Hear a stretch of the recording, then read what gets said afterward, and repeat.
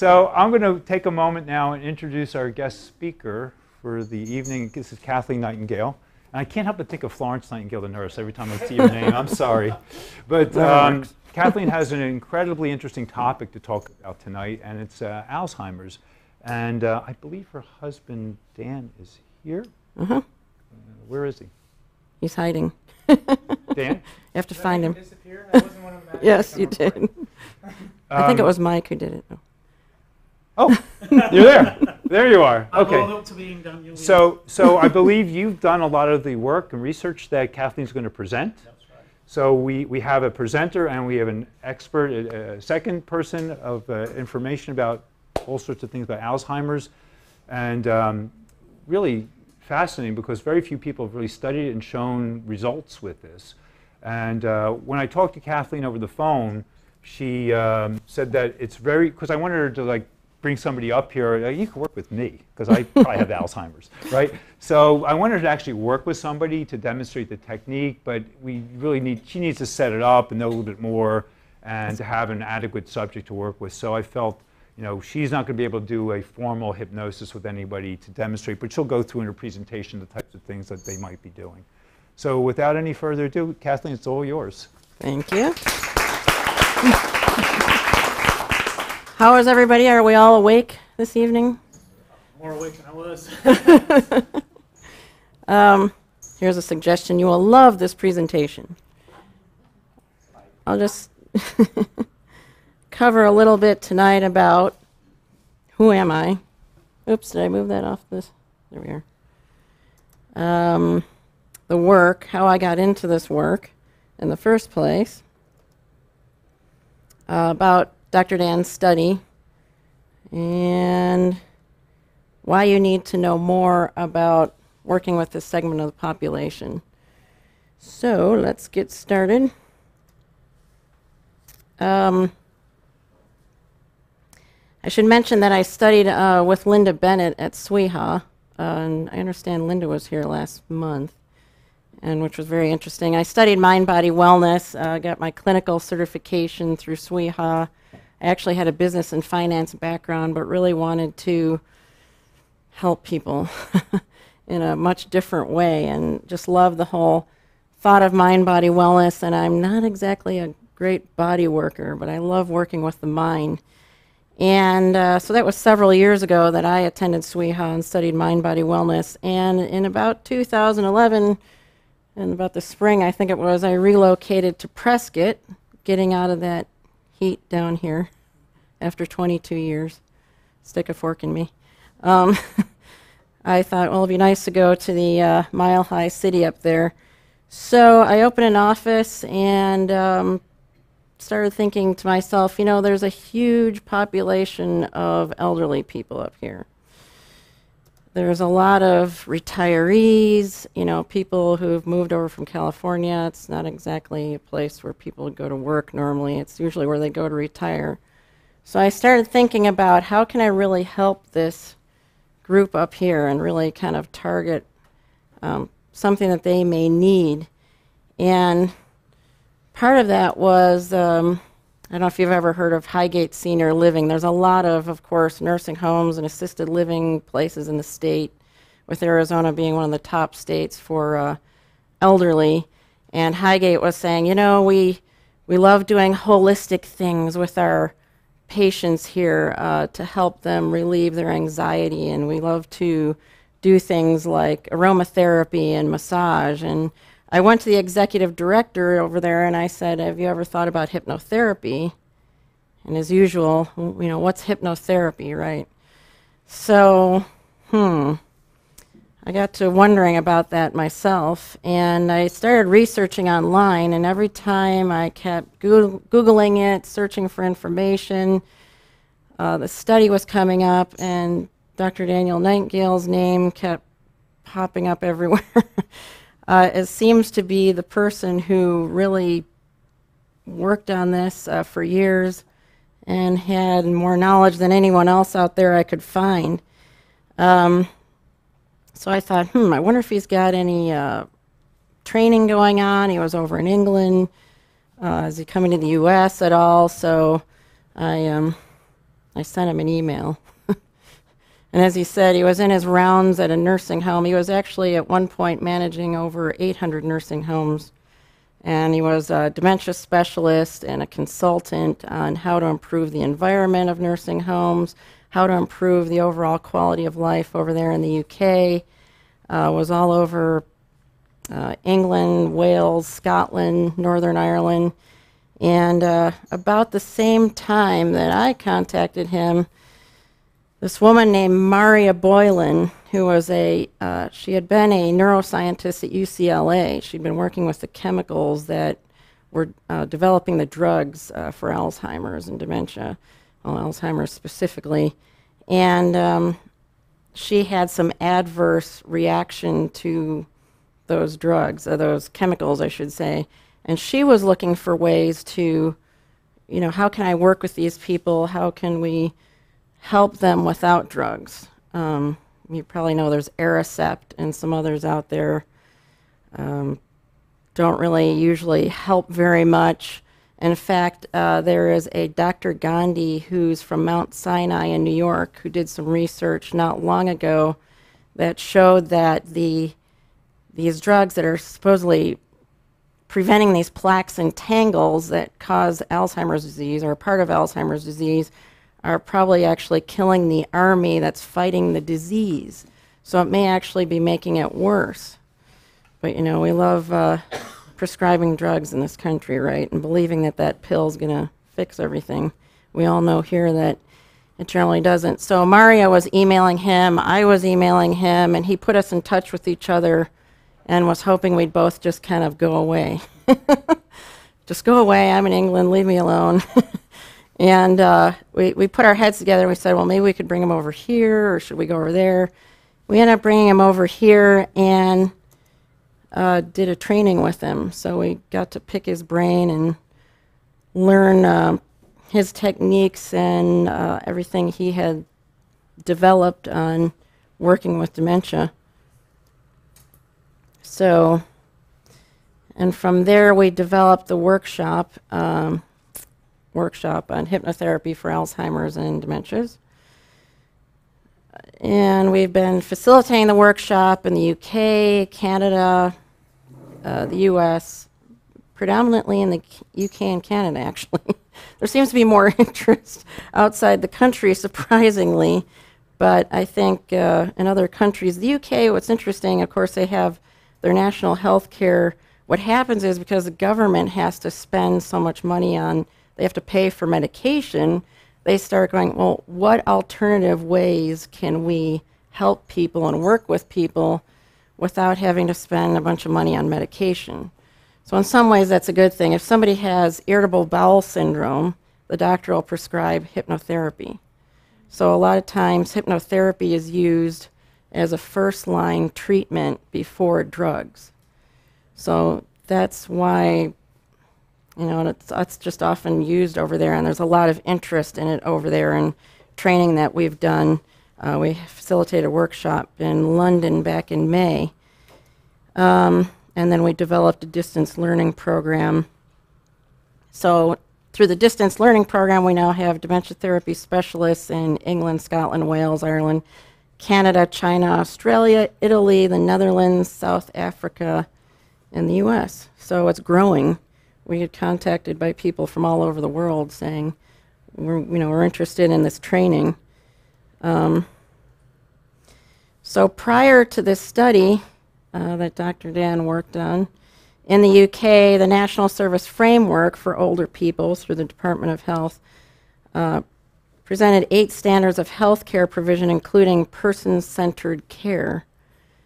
Dr. Dan could probably explain that in more detail, but with regards to dementia, this approach endorses the importance of enabling an individual to fulfill their potential and remain a social being despite declining capabilities. So person-centered care is what it's all about. There was previous experimental evidence that demonstrated the use of hypnosis for producing, positive behavioral change and reductions in medication in people living with dementia. This was prior to the study being started, of course. And Dr. Dan and his colleague, based on their understanding of the literature, they found themselves in the position where the person living with dementia's personal environment impacts upon their clinical presentation. So the environment, I'll get into this more, but there's a lot more to dementia than memory loss. They're affected by colors and environment, and there's a lot to know about it in working with this segment of the population. Hypnosis appears to be able to impact upon individuals. Again, this is prior to the study, both those living with dementia and others through their personal environment and their experience of quality of life. So why did they do the study? Well, Dr. Nightingale was already a clinical dementia specialist studying hypnotherapy at the time, and he needed to do some primary research, moving away from pharmacology and how could they move away from pharmacology and dementia. And at the time he met Dr. Simon Duff, who I guess asked him to make him a cup of tea in the lunchroom or something, and next thing they became best friends. And Dr. Simon Duff was working with the University of Liverpool at the time. So they decided to get together and do this study. Even there were some negative attitudes that said, well, that won't work, as people with dementia are already in a constant state of altered conscious awareness. And they said, what? It was just, even with people who are working in hypnotherapy, just wondering, I know it's a disease of the brain, how can this work? Are they really in an altered state of conscious awareness? Not really. So Dr. Nightingale and Dr. Duff ask themselves, can hypnosis play a positive role in the quality of life of people living with dementia? And does this impact upon clinical presentation? And can we show this impact? So they embarked on this study and found I guess it was the owner or the CEO of a nursing home, a group of nursing homes who actually agreed to help fund the study, which was nice of him. So it was conducted by Dr. Nightingale and Dr. Duff in conjunction with the University of Liverpool. There were 2 care homes involved in this study, and that's where the therapy was conducted. And the participants all had moderate or moderately severe cognitive decline. And there's ways that we teach people how to do assessments in that area. Hypnosis sessions were conducted weekly over a 9-month period at the nursing homes. And a full year after the sessions were completed, there was a longitudinal study to see, how are they doing a year later after all of the therapy was completed. So in the study, there was 3 groups. There was the therapy group, which was the hypnosis group, the control group, which had weekly topical discussions, and then a neutral group, which was treatment as usual. I'm just reminded of something as I talk about the study. What I found interesting about Dr. Dan at the time was that he was working, background by the way, RN, social worker, and then PhD, and he was working in as he said, the sexy field of forensic psychology and working with offenders, and he was enjoying that work, and his boss said, you're going to go work with dementia people. And he said, oh. In the beginning, I don't think so. I don't want to go work with dementia. And I'm kind of backtracking here, but then he was told months later, yes, you will go work with dementia. And I just want to add that he talks about going into the nursing home and seeing the state of things, and this is, however, 15 or so years ago, I think, and they were in these chairs where they couldn't get out of the chair. They were like tipped back, or they had these things in front of them, and it's like, oh, don't let them wander, they might hurt themselves, and let's just give them an antipsychotic drug, which really isn't licensed to be used with dementia, and it can be deadly. And he just saw the state of things and said, you know, something really needs to change. And that's where he became really compassionate about working with this group of people, and also became involved in something called Always a Last Resort, which you can Google. And it was an all-party parliamentary group in the UK where they said, you know, in fact, people were dying from the use of antipsychotics. And it's now a policy in the UK that antipsychotics are only to be used as a last resort. So that became a policy through the work that he was doing along with some others. And I just want to segue and mention my mother, my own mother had dementia, vascular dementia, and just passed away in December. And found out that she was in a care home she was in for a couple of months this fall. They were overdoing it, and they were giving her an antipsychotic that was supposed to be only as needed. Again, it's, you know, we don't know how to deal with this. They're anxious. Let's slip them an antipsychotic pill.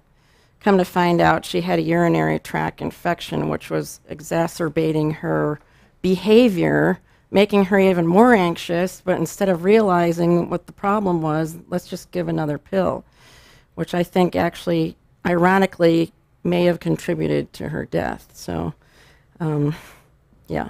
So there's some actually investigating going on there. So I actually became part of the whole problem, or not me personally, but you know, my family witnessed firsthand what's still going on in this country with antipsychotics that they've been working so hard to get away from in the UK.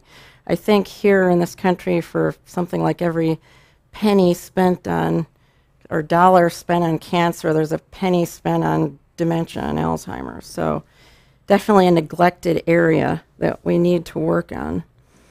So anyway, I just want to get back to some of that background prior to the study and why it was so important to find another way of helping people. And hypnosis was another way.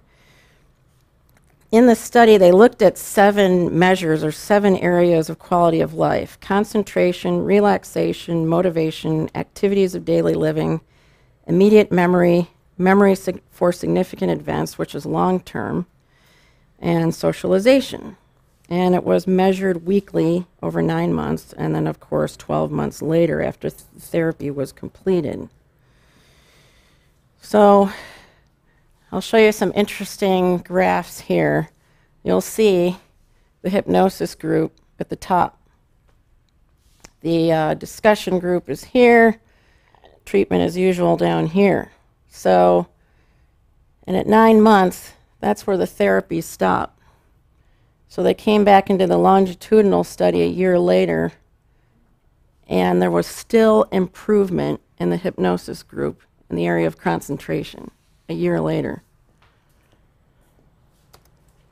Activities of daily living and how they can, you know, feeding, clothing themselves, whatever. Again, we've got the hypnosis group up here, still improving a year later, and the other 2 groups down at the bottom. Motivation really jumped up in the first 3 months, and then, you know, declined a little, but still compared to the other groups, the motivation of the treatment as usual, way down low. Socialization. Again, there's so many different aspects of how dementia affects an individual besides memory. Loss of, you know, when they find they've got dementia, it's self-esteem goes down. Well, what if I forget my friend's name or forget how to get home? Well, I guess I'll just stay home and not go anywhere. So their self-esteem goes down. The anxiety increases as they're worried about what they're forgetting. Fueling this dementia and using up cognitive abilities, and it just snowballs. So through the hypnosis, socialization actually improved, self-esteem improved, and then we have the other two groups, down there again. Immediate memory, which is the first thing really to be affected, long-term memory. If you know anybody who's had dementia, immediate memory is normally affected first. So it improved, and then a year later, even more improvements. And then here's the long-term memory. Again, up there at the top. The other groups are at the bottom. Relaxation, that's the only one that really kind of declined. You know, I think after the hypnosis was stopped, maybe the level of relaxation just declined because the therapy wasn't continuing. But if you look at the mean change in overall quality of life, that's everything combined, how positive the impact was. And I think they were surprised at the results. They didn't know what to expect really. People didn't know who was involved. The caregivers, the nurses didn't know who was involved in the study. So, due to the greater difference in quality of life for the hypnosis group than changes in the quality of life for the other two groups did not really differ statistically, as you can see. Yes. Question. Yes. Yes. On the treatment as usual, every single one of those, there was an increase, a marked increase, albeit quality of life was still rated at 0, crap. But there was a definite increase between 9 months and 21 months. Mm-hmm. Was that because that treatment as usual was then altered after 9 months? Or was that treatment as usual continued between months 9 and 21? Yeah. So there was a difference, and that spike went up. Yeah, but treatment as usual after the 9 months, the treatment as usual group will then start being treated differently. Okay. So if they needed medication for whatever problem that they might be having at that time, they would have medication. With it being a neurodegenerative disease, then they would be deteriorating. So they would be getting different treatments. For the 9-month period, we all agreed, the medical team agreed, that nothing would change unless there was a serious problem with the treatment as usual group. I have 4 questions. Wow. Who performed the hypnosis? Were there scripts involved? Right. How many subjects were there? And then the last one, trying to address the statistical significance of the studies. Okay. Do you want to answer those questions? You want me to do this? I believe was there 6 in each? Yeah, we had. What was the first question? So many Who people. performed hypnosis? I did the hypnosis, right. You did. So yeah. that's a constant. There was myself and Duff. I did the clinical work, and he's the more academic, so he did the scientific data and the analysis. So Did you use a script, or did you just, how did you do it? we had a particular script for each individual, but it was basically 2 scripts. One script was a forest scene, and another script was the beach. Okay. And can you elaborate a little? Do you have examples of the scripts? Yeah, I mean, it's in the publications, the journals that published it, there's some information about the script, but it was basically, I was taking people into a forest, and I was guided visual imagery. Really surprising to me that guided visual imagery for people living with all kinds of dementia, and there's over 100 types of dementia. Guided visual imagery is fantastic to work with each person with dementia. Really surprised. The things that we found in this study that kind of surprised me, but guided visual imagery. That was the kind of thing that you did? That was the main. How many subjects did you actually work with? We had 6 in each group, so there was 6 active treatment, there was 6 treatment as usual, 6 in the control. So it's a small number. It had to be a small number because of the kind of group of people that we're working with. Yeah, you're looking at like moderately. Because of mortality rates. And with that number, can you actually draw statistical significance? I think so, yeah. I think we've been able to, and especially that was proven to us with the longitudinal study. You know, the fact that we didn't even think about doing a longitudinal study. It wasn't even part of our plan. And you mentioned a publication. If someone wanted to read the publication, Yeah, it was first publication was in 2005 in the European Journal of Clinical Hypnosis. The longitudinal study was in the same journal in 2006, and then the Alzheimer's Care Today in the they are here, U.S. so you can show them. Well, I don't have copies. Okay. Can Oh, wait a you find minute. that online? Actually, Can we find that? Probably, yeah, absolutely. So yeah, what was there another question? You got them all. I've got them all. Yeah, you covered them all. Thank you very much. Okay. I have a question. When you were doing the guided imagery, did you give suggestions about their memory when you were doing that? There's a journal. Each of the 6 people, each of the 6 active participants had different challenges, ranging from inability to remember. So if I was to give, what's your name? Karen. If I gave Karen her clothes and said, we've taken these from the laundry, could you go and hang them in your wardrobe? What do you call a wardrobe? Closet. Closet. Hang them in your closet. She would take them, walk a few steps, look at them. What am I doing? And put them down. Okay. So with that lady, I worked on her attention. Okay. And so with her, she was then able to do that. She was able to remember that she's taken these clothes and she would put them away. And it ranged through different challenges to another lady whose son was a surgeon at the local hospital.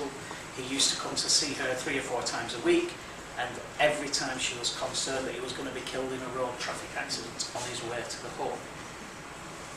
We don't know why. There was no reason for this. So I worked with her. That was her issue. That was her challenge. And gradually that went away. That stopped. And she started looking forward to the visit from her son. And it was something that she prepared for, and she began to enjoy it. So they all had different things. So the suggestions that I was making was based on that particular challenge and that particular issue. And some of them did have short-term memory issues, immediate memory problems. Thank you. Sorry, Kathy. No, that's good. Thank you very much. Take over, Kathy. Thank you. Okay, look, I'm not saying anything.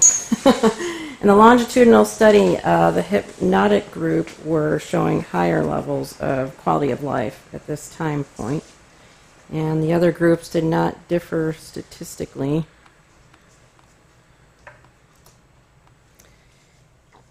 So there were 2 component models of dementia, a biological component and a psychological component.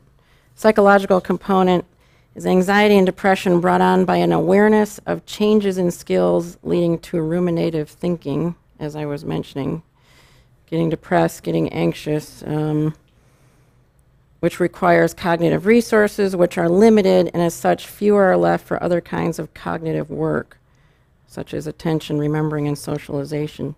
There's some other great work that Dr. Dan has done, including with taking, by the way, Montessori, used with children, Montessori techniques for enhancing the dining experience. You know, we have a tendency to de-skill people. We think, oh, well, they can't do things anymore. Mom, don't do this anymore, or whatever. And then they actually stop doing things. But there's therapies that can actually help them to relearn, and it's, I don't know who coined the term, rementia instead of dementia, Tom Kitwood, bringing back, helping them to remember things that they'll never forget through space retrieval, helping them to relearn to feed themselves. So there's some really great work that's been done in it, if only we could get people to use it. Yeah. The lady over there who mentioned the fact that if you believe that you've got ADD, you've got ADD. That's the same with dementia. You know, you tell people. That's right. It's a positive illusion, isn't it? There's a positive illusion. If you create a positive illusion, if I tell somebody you've got clinical depression, you're going to be clinically depressed. Exactly. You know? So, and that's the same that we find with people living with dementia. Alzheimer's disease and other dementia, and cancer, and anything else that we're trying to work with people with. It seems like every time they write an article about dementia in the paper or Alzheimer's, they say they're suffering. It's a very key word that's always used. The poor woman suffering with dementia. No, it's about living with and hopefully living well with dementia, like diabetes or whatever else. So and wandering. Oh, they're going to wander, and we still have all these lockdown units, and even at Highgate, we got to lock them in. But they, as Dr. Dan likes to say, they're walking with purpose. They know where they want to go. They're not going to walk across the street and kill themselves. Well, and kind of what you said earlier, you had mentioned about the buildup of the plaque. Actually, there's been studies that half the people who have been diagnosed with Alzheimer's don't have the plaque. So Yeah. there's really no true association. At first it was, but now they're learning that just because you have plaque doesn't mean you have dementia or Alzheimer's. Our problem here in America is that everything has to be treated by pharmacological intervention. Everything. You know, I'm astounded when I first came to America, I've been here for 2.5 years, astounded by the commercials on TV that spend about 3 seconds telling you what this medication is for, and then 3 minutes telling you about the side effects. And then the next commercial that comes on is an attorney telling you that if you've taken this medication, you'll call and we'll sue them. And the acetylcholinesterase inhibitors that we've got to treat dementia, specifically Alzheimer's, because they're only licensed for Alzheimer's disease, Aricept, donepezil, ribostigmine. The pharmaceutical the pharmaceutical companies have people believe, including clinicians, that these drugs will work for maybe 2 years plus. But they don't. The evidence, all the research that has been done indicates that they can work for some people for approximately 3 months, and then they stop. They're just inactive then. And as Kathleen said, Gandhi's work at Mount Sinai has demonstrated that rather than the neuritic plaques and tangles being the cause of Alzheimer's disease, they're actually the defense. And it's more of it's a free-floating ligament in the brain that is the cause of it. So the acetylcholinesterase inhibitors are wiping out the army rather than helping, which is probably explains why they only work for a very short space of time. Sorry, I keep hijacking this. Yes.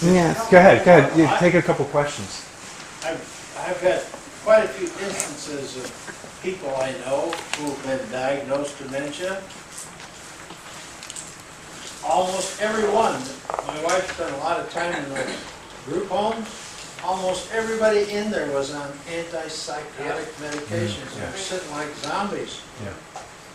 And every time, her mother for one, her aunt for another, every time they start acting up, they want to give more medications, and they had ITUs, just like you said.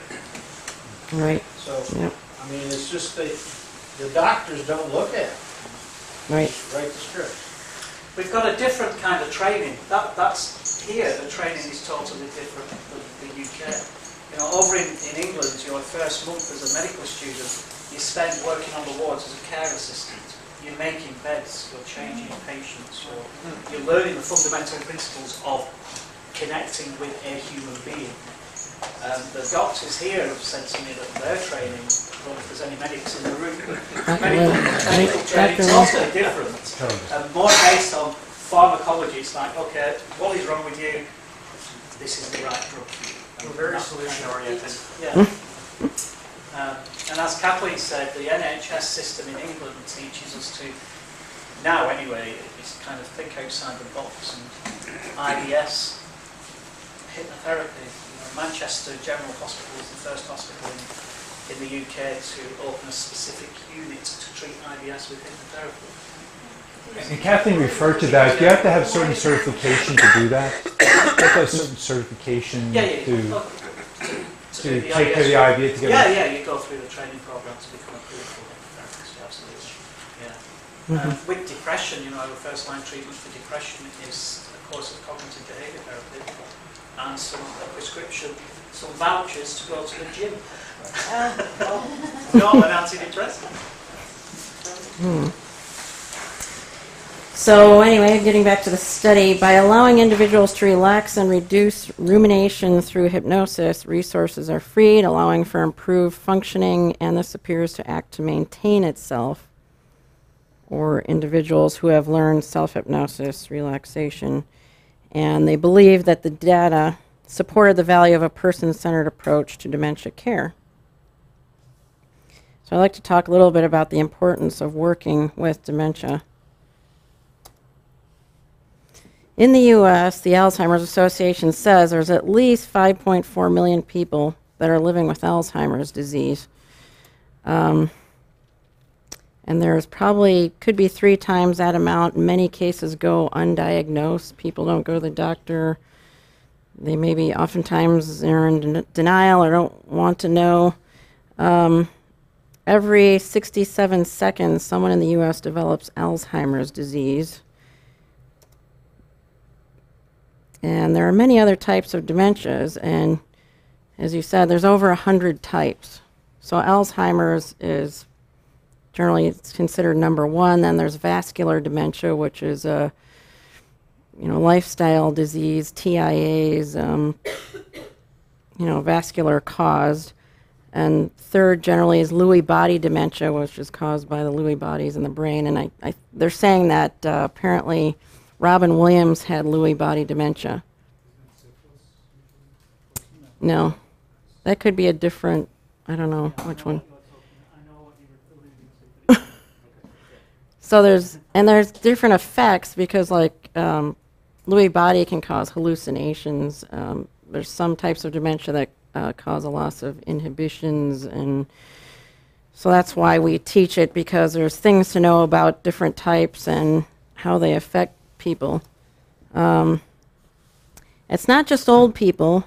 Niemann-Pick's type C is where about 1 in 150,000 children are born with Niemann-Pick's type C. They have a shorter lifespan. They develop dementia, say as a teenager, symptoms.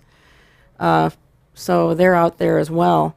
And people that generally have, people worry about it being genetic. Usually that occurs earlier. They start having symptoms, say, in their 40s or so, when it's a genetic issue of Alzheimer's. So I mentioned the 3 most common types. Wait a minute. Codicil. That's one of my most interesting ones to recite. I don't know if you know Codicil. Oh, you cheated. You can't bring it up. Cerebral autosomal dominant arteriopathy with subcortical infarct and leukoencephalopathy. Is this going to be on the test? Yes. Can you say that 3 times? Yeah. So that's a type of dementia. There's Kuru. There was one called Kuru. Kuru were people on an island where I guess somebody was infected and they were drinking the brain of the relative who died, and then they all got infected. So, yeah. And 2013, the Alzheimer's Association says 15.5 million family caregivers provided an estimated 17.7 billion hours of care. Think about how stressed out all those family members are and how they need our help and understanding with what's going on in their life. And I can attest to that. It's very stressful. Watching your parent, for example, that knew everything and now they, aren't functioning very well. It's hard to believe.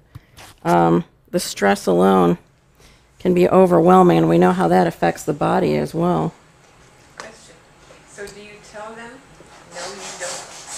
no, you're not saying this right, or no, that's not, how do you dialogue that? With person somebody who did know things and now they don't, or they take something, excuse me, that's the opposite. They call you Sarah, and you say, my name is not Sarah, and they insisted things that they contradict you. Do you correct them, and if so, how? Generally, no, because we like to enter their reality. You can explain that better, right? Yeah, it's about validating their beliefs and experiences at that moment in time. So if it's 1972, right, then it's 1972. Exactly. And if I'm Sarah, then I'm Sarah. Yeah.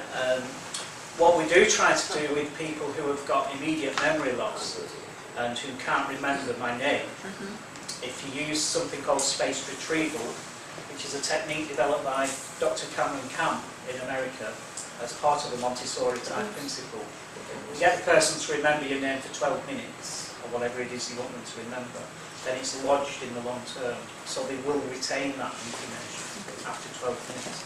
But it's all about validating people's beliefs and never correcting and that kind of Yeah, I believe that. And working with seniors and working in a senior home and doing a lot of volunteer work with them, I would say to a senior, working one-on-one with them, that I would say to them, you know, how do you like to remember? What makes you happy? You know, what's a happiness for you? Tell me about a happy time. And music. And music. Music is the most Music amazing was vehicle. wonderful. And if you played old music for them, they could go back. Maybe they couldn't remember here, but they could remember there. And they would pull out something. It calmed them. It made them happy. It gave them peace. And it gave them a comfort, and it reassured something inside of them.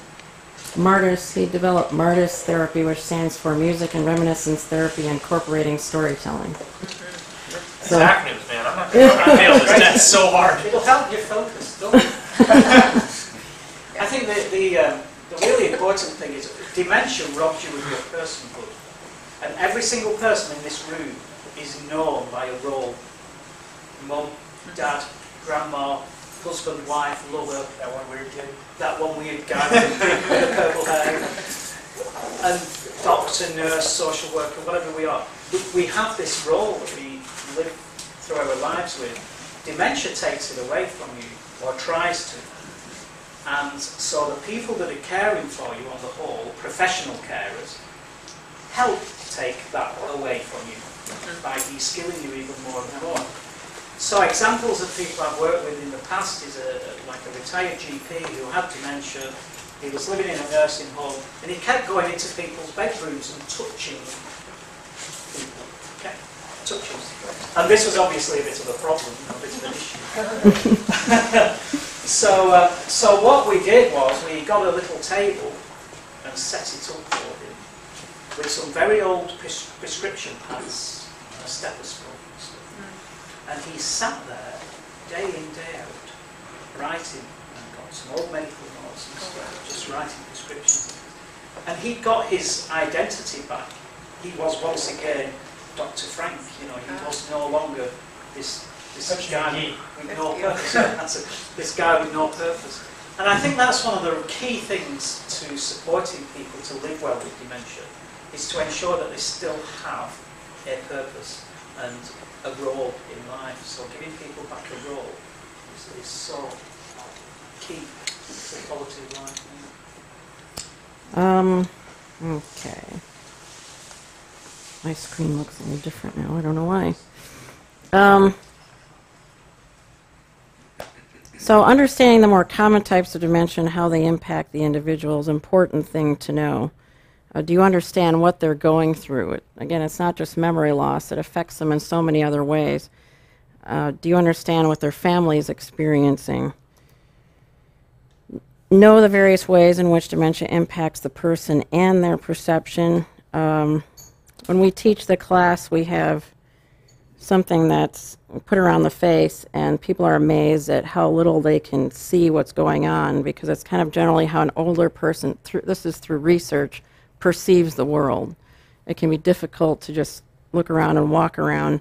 And on top of that, you can add on macular degeneration, cataracts, you know, other issues.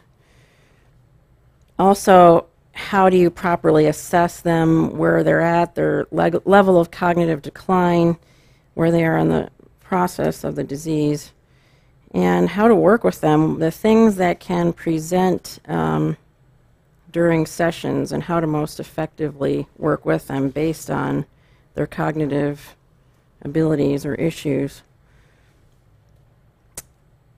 As I was saying.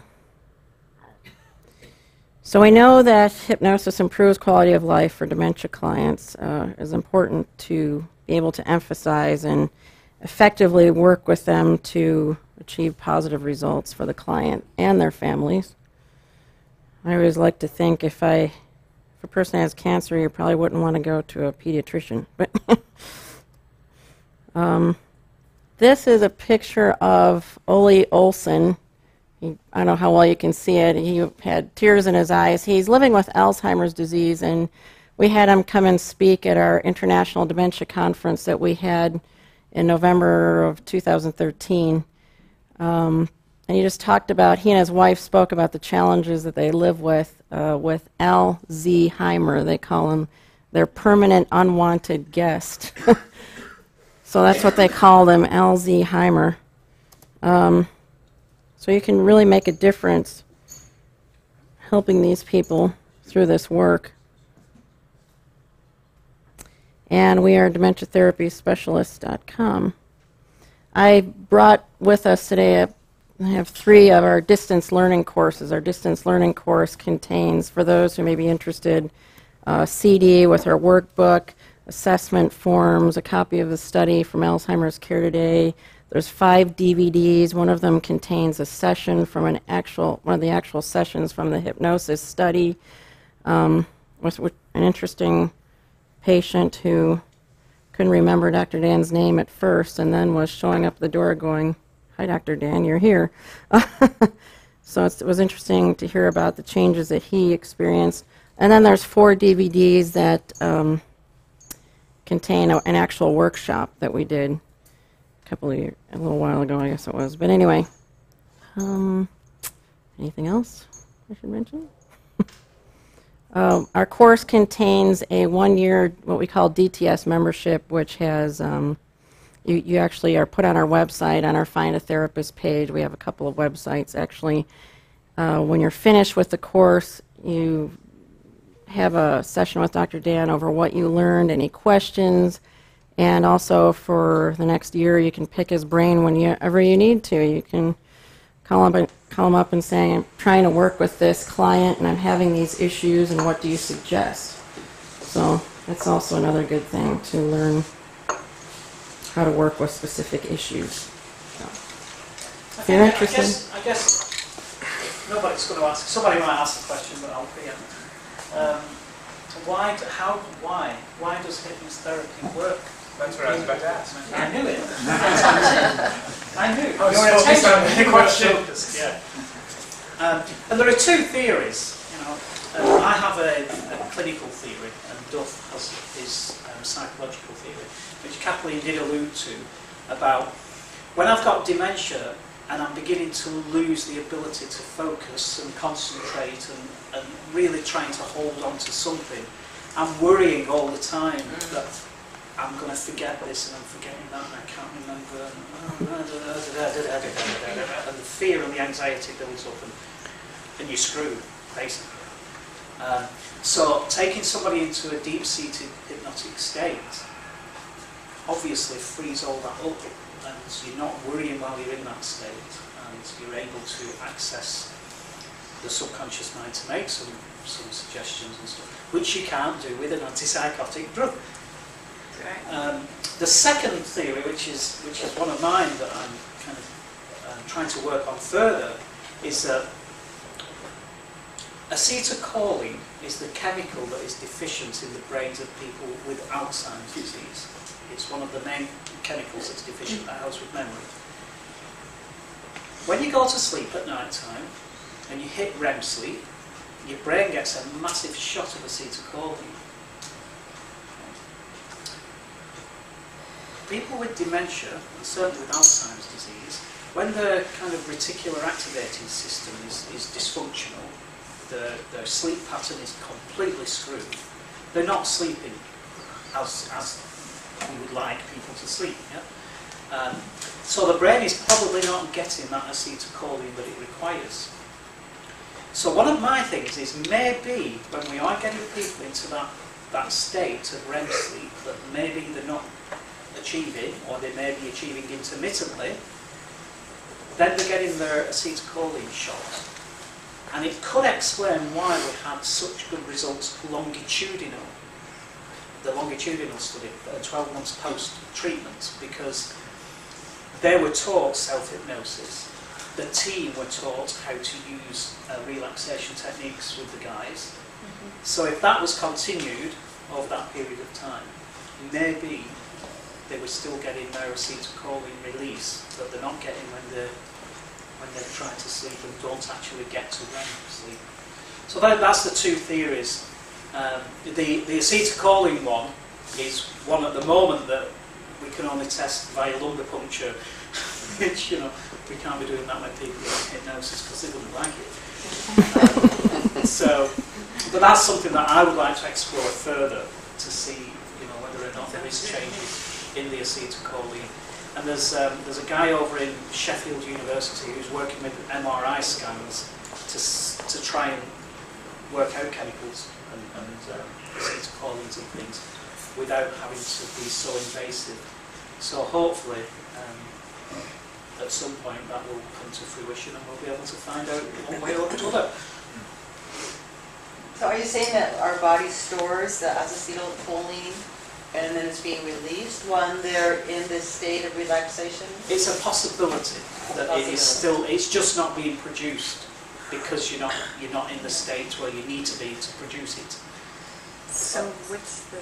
But I know, in the nutrition field, I've got people that come in and they've been say, you've got this gene for dementia, and they want them to take choline, and you can take it as a supplement. You can get it in different forms and so forth. But so this is what I'm just trying to understand that connection there. I'm trying to understand it too. All right. So you're not actually giving them, like lecithin or something that's really high in the process of serving them inositol and things like that. Other foods, you're just, One of the foodstuffs that we do recommend for people now that come into our clinic in Prescott is coconut oil. Yeah. We push coconut oil. There's a study, an ongoing study at the moment in Florida, University of Florida, looking at the benefits of coconut oil for people with Alzheimer's disease. Waiting for those results. I thought they would have come out by now, but they're not here yet. So that's going to be interesting. But the coconut oil and the improvement in cognition that we've seen with people that come in to see us, that we use coconut oil with, as well as using hypnosis. So with the acetylcholine that you're talking about, can you take that one step further with people who have major sleep disturbances? You think that's also valid? Possibly, I don't know. I'm not a sleep specialist, but But isn't a lack of sleep could be a part of what causes Alzheimer's disease? One of the pieces of research that has been published lately does demonstrate that sleep does have a possible impact on developing dementia. And I just think back to Margaret Thatcher, who some people you probably all heard of Margaret Thatcher. Heroin. She obviously went on to develop Alzheimer's disease and vascular dementia and mixed dementia. Yeah, mixed dementia, which is really, really common. Mixed dementia is so common. It's very unusual just to have Alzheimer's disease. This is another thing about dementia. All this stuff you can learn on a course, but it's really interesting stuff. But she notoriously slept for about 4 or 5 hours a night. And maybe that. Another connection with endocrine and syndromes. What? Adrenal function. Actually, adrenal burnout, because of the fact that it does affect cognition, and long-term adrenal burnout can actually affect. And the whole cycle of an adrenal spike, fight or flight, has a direct connection to acetylcholine release. Right. So if you go back, track that way, you could probably do in the study, instead of necessarily going to that level, checking cortisol levels, and checking cortisol levels is through saliva, so there's no invasion. Yeah, that's good. I shall look at that. Thank you. Any other questions? I have a question. I've dealt with a lot of Alzheimer's people, not because I wanted to, it's because it around me, but I've had several that were trained to kill, as in police officers, people that were in the military. They're good guys, supposedly what you call good guys, but they were trained to kill. And if they believe they're being threatened, they hit nurses and things like that. I think I have another one coming up that I'm going to deal with. Would it be safe for a person to be around a person like that? Yeah, I think, How do you deal with them not? Again, what we have to think about is, when we say acting out, we have to look at why that is actually happening. What is happening? I mean, if I was to take you now and put you in a locked facility with people with uniforms on and pushing drug trolleys around and things, People you don't What know. would you do? Yeah, and they don't want to be restrained. What would you do? What would I do? Under what conditions? Well, if I just took you now, if I took you now and said, right, you are now living in my lockdown facility, And I you was are a patient convinced, for me now, I was convinced that it was and I'm not going to let you out. I'd be better. I'd be plotting a way to get out. Yeah. You won't be happy, would you? No, No. I would do whatever I have to get out. And And this if is, yeah. Knew strategic places to attack somebody, if I saw that I could get out the door, I'd do that. And this is the thing, this is what we do. You know, we take people from a natural environment and shove them in an unnatural environment. People that are in control. Yeah, and it's like, okay, pick you up now, take you from this environment and put you in a nursing home type environment. It's unfamiliar. You know, we've lived our life off something called an ecological inventory. Inventory. Which is basically which is basically your environmental cues. And we've got train stations, signs, post boxes, churches, schools, pubs, all these things. Suddenly you're taken away from that environment and you have nothing to give you a cue or a clue as to where you are and what you're doing. And then you've got these people in uniforms. Well, you know, what's that all about? You know, we did something in England where we took the night staff, the night nurses, out of their uniforms and put them in pyjamas. Yeah. And when people woke up at night time and saw these people in pyjamas, it was normal, it was natural.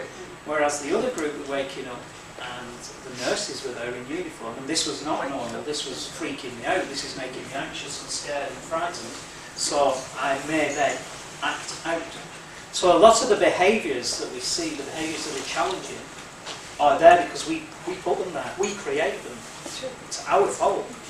And yet it's always said, oh, he's got dementia, so you know, he's behaving like that. No. Why is he behaving like that? And we do this thing sometimes called the Hermeseals, which is Alzheimer's spelled differently. And the chief Hermeseel takes you away to the Hermeseel facility, and it goes through this whole explanation. And then you realize at the end of the story what just happened and what that was like, what that feels like when that happens. But with that control thing, that's what happens. You know, with dementia, you begin to lose control of all kinds of things that you've controlled all your life. So you try to control things in any way you possibly can. And you behave in any way, you use whatever resource you've got, cognitive resources, to survive and to try and make sense of the world, kind of thing. So what we interpret as being, yeah, that is a behaviour that's challenging and I need to give you some medication or sedate you or stop you from hurting yourself and other people, is not the right way to think. You need to reverse it. Okay. It's about asking different questions. Absolutely. Because especially with the point that you had brought up, the question goes back to what you were talking about body-mind, is why did the subconscious even create that? Mm-hmm. So why are you creating it? There's something that I have done in my past Right. that I may not be comfortable with, and I cannot deal with it today. I'm going to create, in order to function in my reality, I'm going to create a change today so that I can cope. Yep. And so now the answer goes even beyond. It goes to, how did I create this? And the answer is to change the way I cope with what I may have done and what I might want to forget. Do you have a photo of the woman with the Elvis somewhere? There was a story, for example, a woman in one of the care homes that Dr. Dan was at, where she was waking up during the night pounding on the walls. You know, normally it's like, oh, let's give her another antipsychotic. And they looked at her history, and years ago she'd lost a baby. And they have these kind of realistic, there's doll therapy now, where took this doll and put it in a crib in her room. So she wakes up at night, sees the doll, she's happy, goes back to sleep, or takes it back to bed with her. No need for medication. You know, it's a matter of working with her reality. So I know there was a pub that Dr. Dan worked on in Northern Ireland that had a pub that he worked on. Excuse me. I meant to say, sorry, I had that backwards. A care home with a pub is what I meant to say, and a nursery, and a chip shop, fish and chip shop, so they could drop the doll off at the nursery go have a pint at the pub. This is in the nursing home.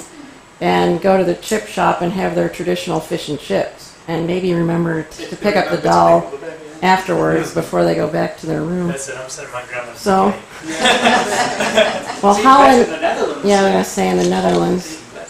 Anyway, so just a lot of interesting stories on how to really improve quality of life. But with hypnosis, you know, using hypnotherapy and hypnopsychotherapy, if people use hypnopsychotherapy as well, it really is about understanding the disease process and what kind of dementia the person has and how it's affecting them. Because we have to do things differently working with people with dementia. It takes much longer to develop a therapeutic alliance. It takes much longer to teach an induction and work through that process. So that's why we didn't want to just do a quick demo, because it's a little more complicated. So did you do weekly for 9 months? That's right. And since you were the only operator, so you're the person, how reproducible would it be if somebody else were to do this? Because it sounds like you're using scripts, but if you're doing hypnopsychotherapy, that's going to vary in the techniques. So I'm just thinking you might be a particularly talented person with a lot of experience, and you take somebody who doesn't have that much experience, would they get the same result? yeah, I've been trying to find somebody to replicate it for a long time. Nobody will take it on. Oh. You know, nobody wants to do it. There was some possibility of us working with Margaret T. Morris down in Prescott. But my reservation is that I don't want to do it. I want somebody else to do it. Right. Yeah. Otherwise, it devalues Right. the work if I do it, and the results are good again. It's like. So the training that you're providing, I assume something you could purchase, the DVDs, or maybe do some personalized training live. How do you do that? We do some Skype Yeah. stuff. That's what I said. We Skype have. I things. brought a few of the So distance for learning somebody who would be packages. interested in doing this kind of work, you would pretty much lay it out so you get, because you're the expert, world expert. If there was enough people here, if there was enough people interested in doing the workshop, I would come to Phoenix and do a 2-day workshop. You know, do because I prefer, you know, I'm old school. I Good. prefer people in the room, and I prefer to work with people and stuff. So, but our secondary thing is I can't go to Hong Kong, I can't go to Italy, I can't No. to South Africa. So we work via Skype with Right. those guys. Do you do one-on-one Yeah. Skype, or do you try and have a group? No, it's a one-on-one. It's a one-on-one. But that's for the follow-up on That's distance follow-up, learning. Yeah. There's only one person in Phoenix that took it, and distance learning, and I don't even know if she's practicing at all right now. So, Is she on the website? yeah. Sue? Mhm. Sue Henry? Do you see any individual clients yourself up in Prescott? So are they local residents, or they drive from? There's people that come from Sedona, there's people that come from Kingman, they come from And do you do Skype sessions with people? Well, Kathleen actually worked with a guy in Kentucky. For several months, yeah, I worked with somebody in 24 weeks. Kentucky, and that was interesting. And another interesting thing is that it doesn't matter where that person is in their journey through dementia. So it doesn't matter where they are in their dementing process. I have found post-study. You know, I use global deterioration scale to assess How where they about are. for at 1 to 7. nonverbal? You work with nonverbal? Yeah, absolutely. Yeah. What? Just think about that death Yeah. or something. See, when I went to study hypnosis and hypnopsychotherapy because we were looking at the time in the UK of what can we use other than pharmacology. And so I was looking for things, and I was the senior dementia doc at the time for the UK. So I thought, well, let me have a look around. And I looked at CBT and NLP and did all these kind of things, and then tried hypno. And the first question I asked the tutor, because this was a 4-year course of hypnosis, the first question I asked John Bealby, he was called, was, can we use this with people with dementia? And he was like, fear, just, you could see the fear. And of course it was, well, I don't know. And then I said, could we use it with deaf people as well? And same thing. So a year or so after I'd finished my training and I ran the first clinical course, myself and Duff ran the first clinical course in London, he came on it and studied it. And I was using a nursing home at the time because I was, responsible for this big nursing home in London. So we used that as a place so that the students could go and work with clients with dementia in the wards, in the various wards. And I chose a very, very deaf man for John Bealby to work with. And I was walking through, just trying to listen at the door to make sure everything's okay. And I was walking down the corridor and I could hear him shouting, "You're relaxing now!" Anyway, afterwards he told me it worked. So yeah, I will work with anybody. I will attempt to work with anybody and never write anybody off. And the gentleman that Kathleen works with over in Kentucky was pretty severe. His journey, he was quite away, with his journey of dementia. And it took quite a while, didn't it, for you to get him going. It took quite a lot of sessions to actually get that therapeutic relationship and stuff. And Kathy came up with some really, really good ways of working with him. And it was interesting to see. And then he started looking forward to it. He was nagging his wife, when am I seeing Kathy? When am I seeing Kathy? So he was always ready, for the Skype. He was always sat in front of it, ready. So, and I find that you just have to be more adaptable and a lot more. So the kind of work that you did with you there would have taken much longer, to actually achieve. You can achieve results, good positive outcomes, but it takes time. So you have to plan your time for that. When you're working with guys with dementia, it's about allowing yourself maybe a 2-hour time period between sessions rather than an hour or whatever it normally is. Lots of stuff. It's very interesting and it's fantastic, and I love to see people with dementia. I'm just like him. My saying is, if I can turn a frown into a smile at the end of the day, job done. That's worth its weight in gold. Well, I want to thank the Nightingales for coming and giving an amazing presentation. Thank you both. Any other questions before we give them a break? Do you have any other questions? Thank you so much.